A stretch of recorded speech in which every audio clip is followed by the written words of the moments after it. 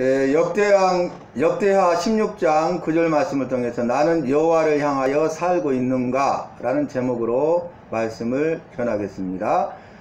오늘 말씀은 유다의 왕, 남유다를 말하죠. 아사 왕, 그리고 북이스라엘의 바아사, 아람의 베나닷 등이 등장합니다. 아사는 우리가 말씀을 지금 묵상하고 있는 것처럼 여호와를 의지하고 여호와를 찾고 우상을 제거하고 여호와의 말씀을 지켜 행했어요. 그래서 그가 여호와 앞에서 선과 정의를 행하였다. 그래서 이제 10년 동안 평안하니라 이 말씀도 나눴고, 또 그 후에 구스의 100만 대군이 쳐들어왔을 때에 그는 이제 여호와께 부르짖어 기도했어요. 기도하는데 우리를 도울 자는 여호와밖에 없나이다, 우리를 도우소서, 이렇게 부르짖어 기도할 때 여호와께서 그 기도를 들으시고 앞서 행하여 구스 군대를 치시고 또 남유다 군대가 그들을 추격해서 대승을 거두게 됩니다. 아사는 이제 여호와 보시기에 정직히 행한 것이죠. 선과 공의를 행하였는데 그것이 뭐냐? 첫 번째는 여호와를 의지하고, 두 번째는 여호와를 찾고, 세 번째는 여호와의 말씀을 지켜 행하고, 그리고 말씀대로 우상을 타파하는 그런 일을 했어요.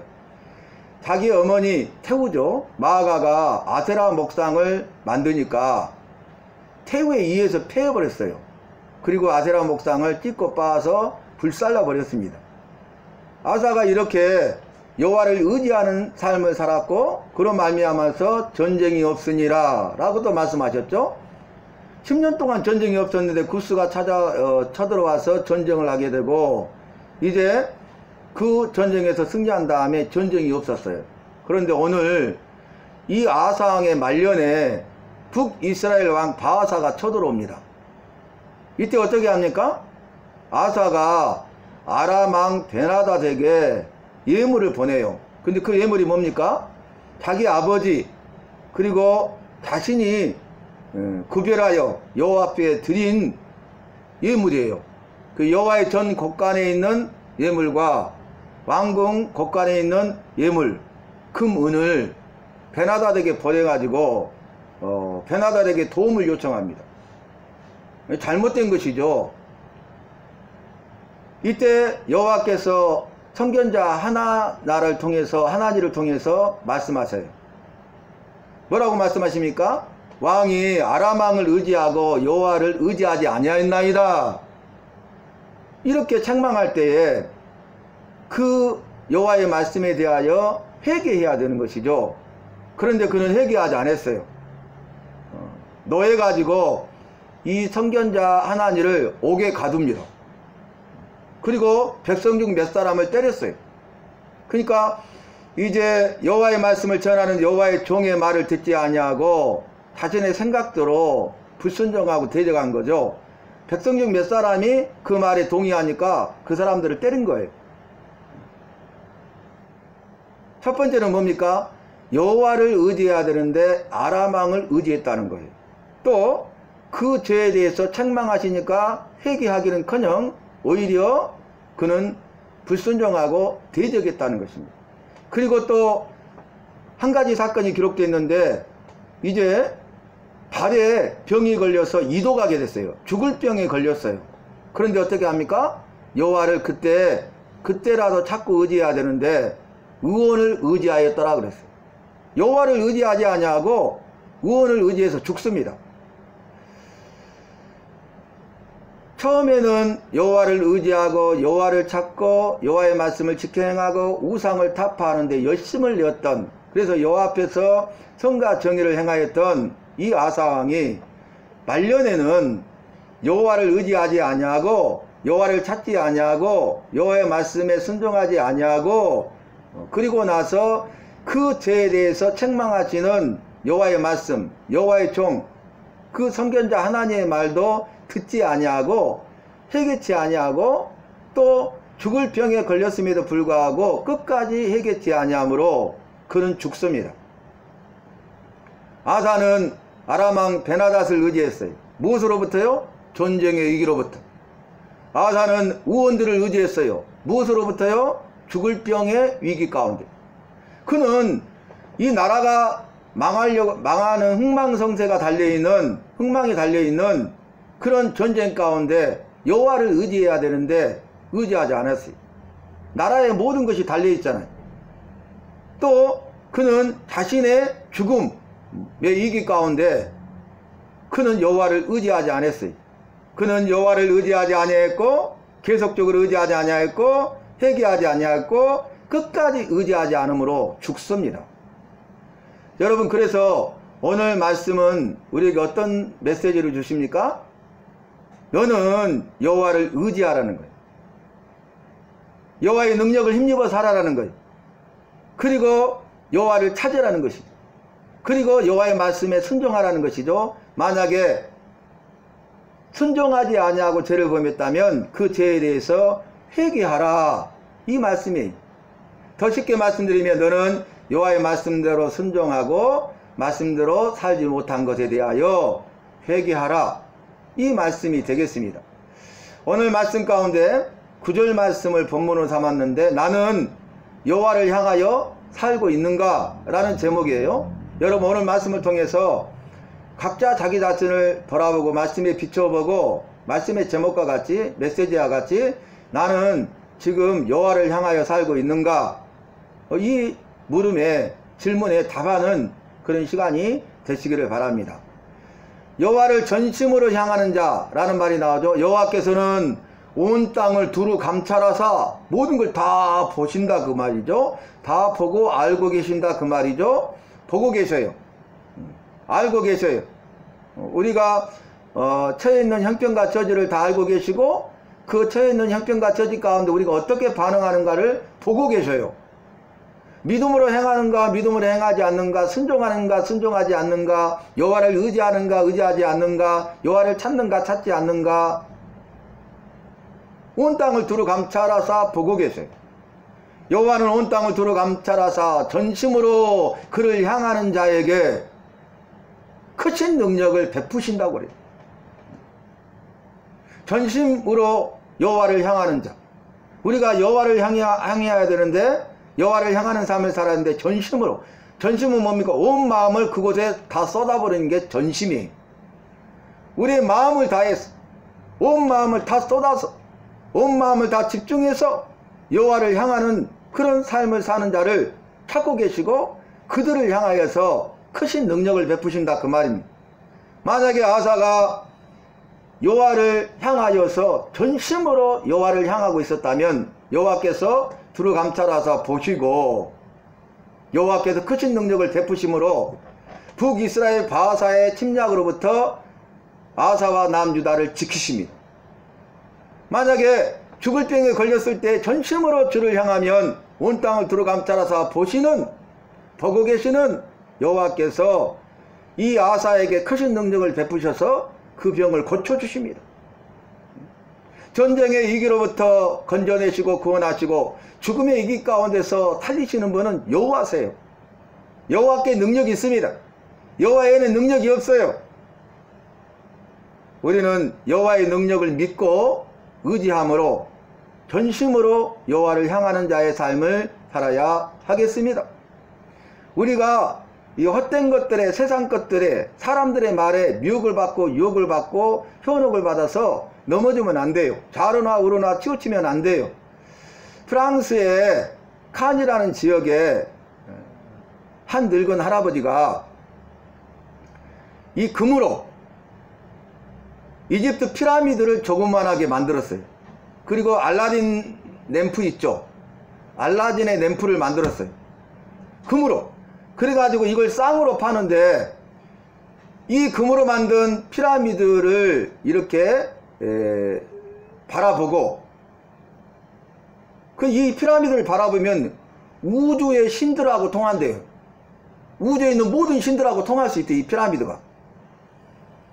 그리고 이 알라딘의 램프를 남쪽을 향해서 가리키면서 이렇게 손으로 비비면서 주어진 주문을 외우면 소원이 이루어지고 모든 문제가 해결된다는 거예요.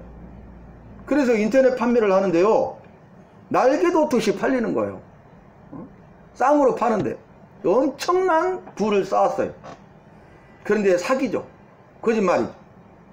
피라미드를 바라보면 우주의 모든 신들하고 통할 수 있대요. 그래서 그 신들을 향해서 알라딘 램프를 이렇게 남쪽을 향해서 비비면서 주문을 내오면 마음의 소원이 이루어지고, 응? 그 모든 문제가 해결된대요. 능력이 있대요. 근데 가짜예요.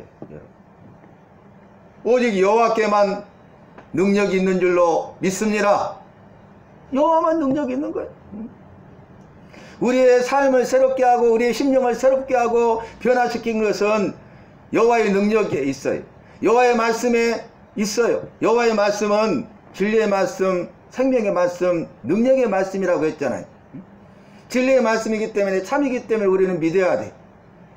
생명의 말씀인데 우리 죽은 자를 살리시고 영원히 살게 하시는 영생을 주시기 때문에 믿어야 돼.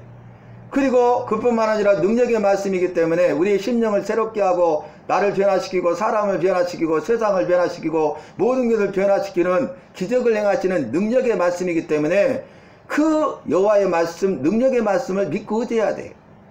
오늘 여호와의 말씀, 하나님의 선견자를 통하여 주신 여호와의 말씀을 믿어야 돼요. 온 땅을 두루 감찰하사 전심으로 그를 향하는 자에게 크신 능력을 베푸신다는 말씀을 믿어야 돼요. 그런데 아사는 믿지 않았어요. 여러분, 여호와께 능력이 있습니다. 여호와의 말씀에 능력이 있습니다.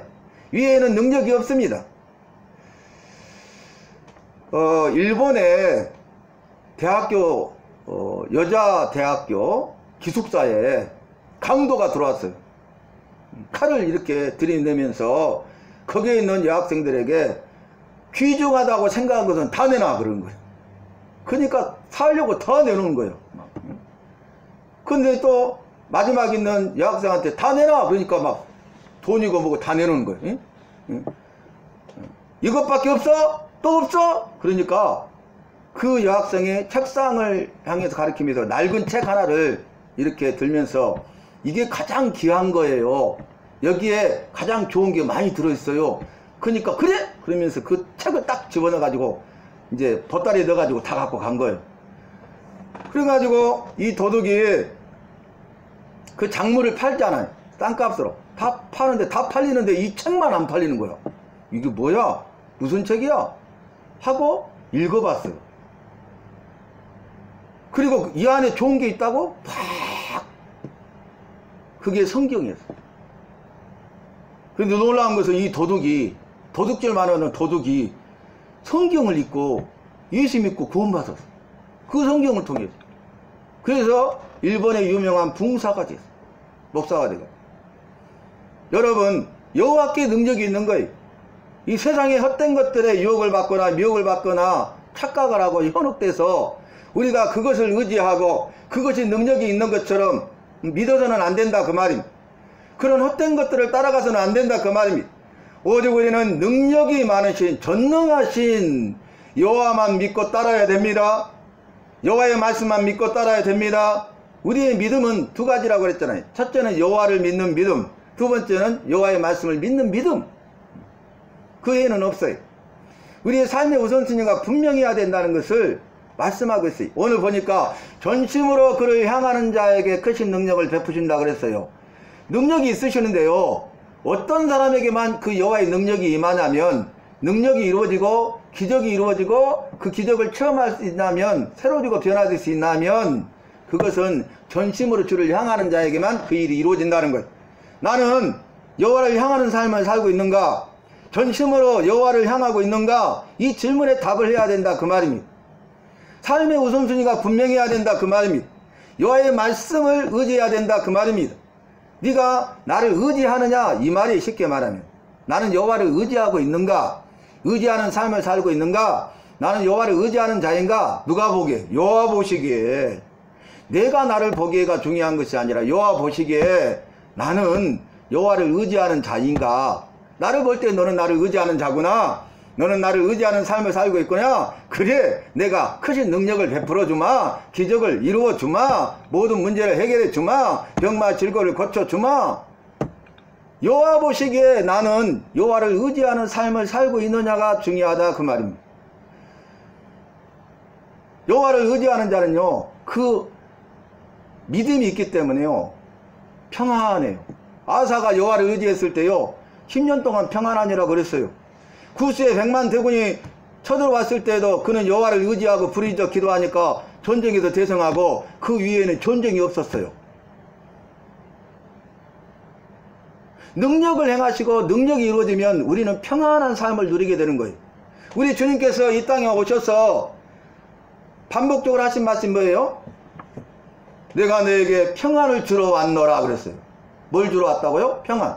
내가 주는 평안은 세상이 주는 것과 같이 아니하다 말씀하셨어요. 부활하신 주님이 막달라 마리아 이 여인들을 처음으로 만나면서 부활하신 주님이 하신 첫 마디가 뭐예요? 여자여 평안하느뇨? 이 평안이 중요한 거예요. 평안. 주일인데 비가 많이 쏟아져요. 이제 예배 시간이 다 돼가는데 비가 많이 쏟아져지니 예배 시간이 다 돼가는데 교회 예배 드리러 가야 되는데 양복을 입고 다 준비를 했는데요, 비가 장대비가 쏟아져 버린 거예요. 더 많이 쏟아져 버린 거예요. 그래서 이제 그 양복 바지를 2번 3번 걷어서 올리고, 그리고 나서 이제 이 2달 된 어린 아기 딸을 이 가슴에 품고 포대기로 싸고, 그리고 성경 가방을 메고 또 우산을 들고 이렇게 가는데 억수같이 비가 쏟아진 거야. 행여나 아가가 놀랄까봐, 맞을까봐, 비 맞을까봐. 비바람이 부는데, 바람이 부는데요, 엄청나게 몰아 부는 거예요.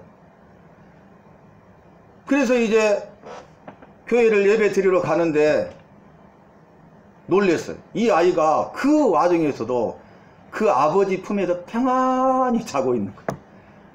이게 의지하는 거예요. 어떤 상황 가운데서 이게 평안이 평안. 여호와는 우리 아버지시잖아요. 너희는 내 자녀라고 말씀하시고 너는 내 아들이라 딸이라 말씀하시잖아요. 우리가 여호와를 의지한다면 결코 두려움이 없어요. 비바람이 불어도 평안합니다. 어떤 고난과 어떤 어려움 가운데 있어도 평안합니다. 그것은 주님이 주시는 평안이에요. 믿고 의지하는 자에게, 전심으로 그를 향한 자에게 주시는 평안이에요.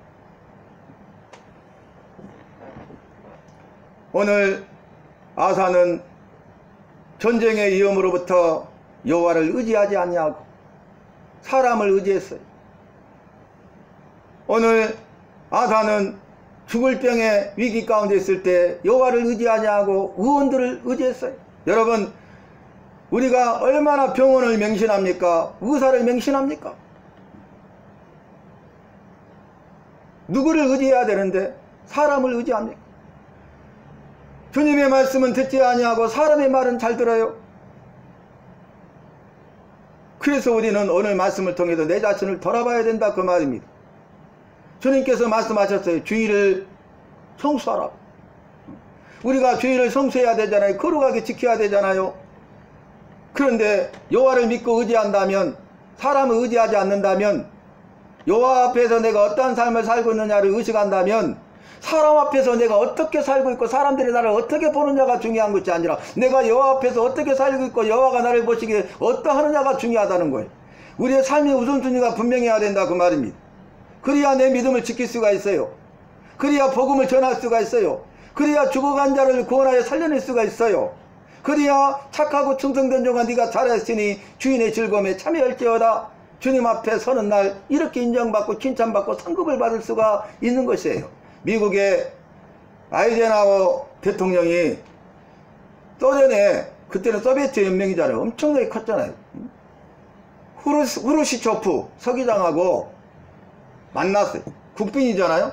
정중히 모시는데 그 다음날 오전에 아이젠하워 대통령이 그러는 거예요. 오전에 만나서 미팅을 하다가 우리 잠깐 쉬었다 합시다. 예. 저랑 함께 교회에 가서 예배 드립시다 그랬어요. 그리고 나서 회담을 멈추고 가서 주일 예배를 드리고 와서 1시간 반이 걸렸어요. 후르시초프가 1시간 반 동안 기다린 거예요. 그 나라의 국빈으로 왔는데.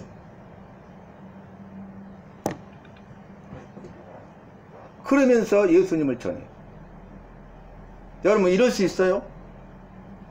정상회담을 하다가 그 손님으로 온, 국빈으로 온 그 소련의 소비에트 연합, 소비에트 연맹 그 후르시초프 서기장 최고잖아요. 그런데 기다리게 만드는 거예요. 1시간 반을 가서 예배 드리고 오는 거예요. 여러분 이러한 믿음이 있어야 돼. 똑같은 사람이잖아요.